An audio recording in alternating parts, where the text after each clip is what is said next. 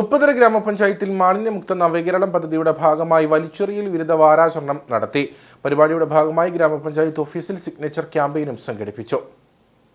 മാലിന്യമുക്ത നവകേരളം സൃഷ്ടിക്കുന്നതിന്റെ ഭാഗമായി സംസ്ഥാന സർക്കാർ പഞ്ചായത്തുകൾ തോറും വിവിധ തരത്തിലുള്ള പദ്ധതികളാണ് ആവിഷ്കരിച്ചു വരുന്നത്.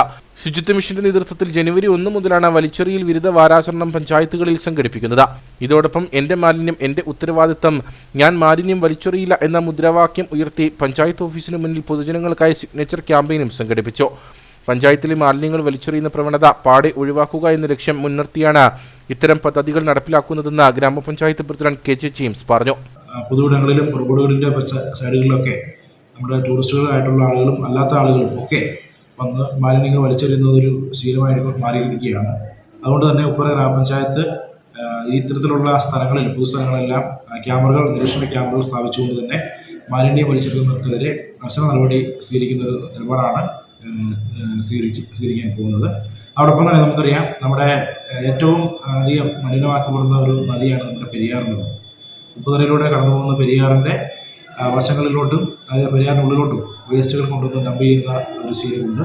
അവർക്കെതിരെ കർശന നടപടി സ്വീകരിക്കും. അതോടൊപ്പം തന്നെ നമ്മുടെ പെരിയാറിലോട്ട് മാലിന്യങ്ങൾ, അതായത് നമുക്ക് സ്റ്റോക്ക് മാലിന്യങ്ങൾ, മറ്റ് സെപ്റ്റേജ് മാലിന്യങ്ങളൊക്കെ ചെയ്യുന്നതായിട്ടുള്ള ശ്രദ്ധയിൽപ്പെട്ടിട്ടുണ്ട്.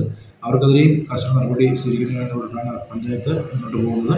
പഞ്ചായത്തിന്റെ വിവിധ മേഖലകളിൽ മാലിന്യങ്ങൾ വലിച്ചെറിയുന്ന പ്രവണത കണ്ടുവരുന്നതായും ഈ മേഖലകളിൽ നിരീക്ഷണ ക്യാമറകൾ ഉൾപ്പെടെ സ്ഥാപിക്കുമെന്നും അധികൃതർ അറിയിച്ചു.